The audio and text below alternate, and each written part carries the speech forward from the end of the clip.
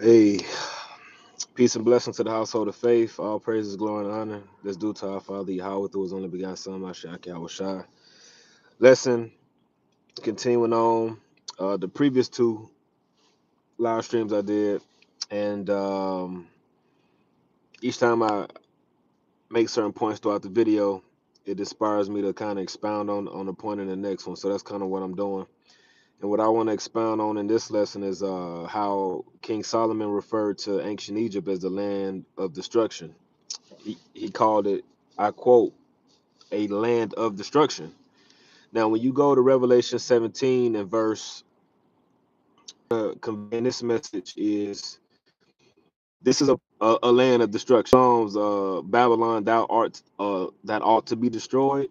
We're talking about destroyed and destruction. This is a place that the Most High has on his hit list for destruction.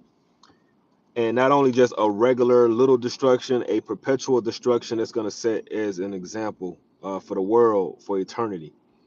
Because when you read Isaiah chapter 13, this place is prophesied to be pretty much a wasteland, a desert land where no one is going to ever inhabit again once the destruction takes place. So this is Revelation 17 and verse 10, point is at 11. And there are 7 kings, 5 are fallen, and 1 is, and the other is not yet come. And when he cometh, he must continue a short space. Represents the British.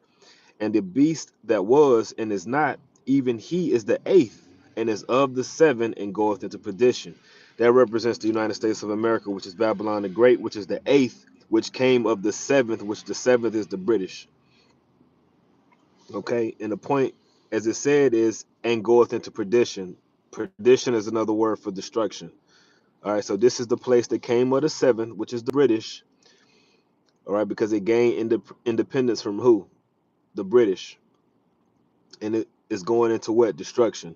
So when you read Wisdom of Solomon 18 and 15, it says, Thine almighty word leaped down from heaven out of the royal throne as a fierce man of war into the midst of a land of destruction. So the Messiah, which is he's the only one known as thine almighty word, YAHAWASHI. He came off the throne in the spirit world in the heavens, and he came down in the midst of Egypt, and he executed what we know today as the plague of the firstborn. Okay, so the plague of the firstborn was executed by YAHAWASHI.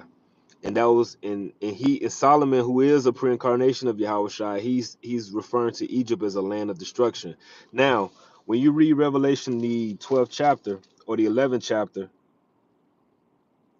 ain't that the one page missing in my Bible is my Revelation 11, 12, and 13, which are some of my favorites. 11, 12, 13, and 14 are missing. But when you read Revelation chapter 11 and verse between 8 and 11, it says that their dead bodies will lie in that place spiritually known as Sodom and Egypt. That's talking about the descendants of Israel. We're talking about Israelites who have been pretty much in a dead state. Okay, because when you look at the slave trade, when the Southern Kingdom were brought here on slave ships, their nationalities were beaten out of them. There was a website. His channel is known as YAHAWASHI's Coming Back.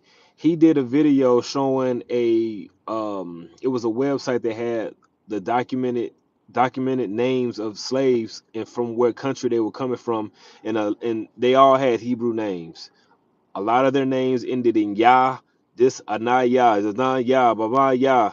They had those Hebrew names with Yah in them, which Yah is not the name of the Father, but Yah means he in the Hebrew. These are just indicators of who we are. So the people that came here on slave ship were Hebrews, Hebrew Israelites.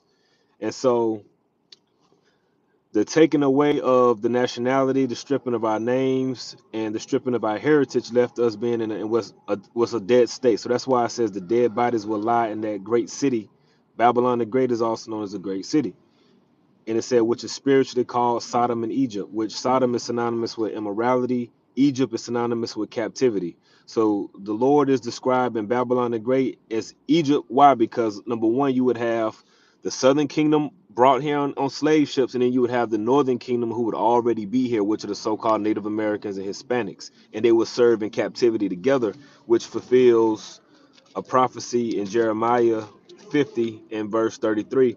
It says, "Thus saith the Lord of hosts, the children of Israel and the children of Judah," right? The Israel represents the northern kingdom, which are the Hispanics, Native Americans.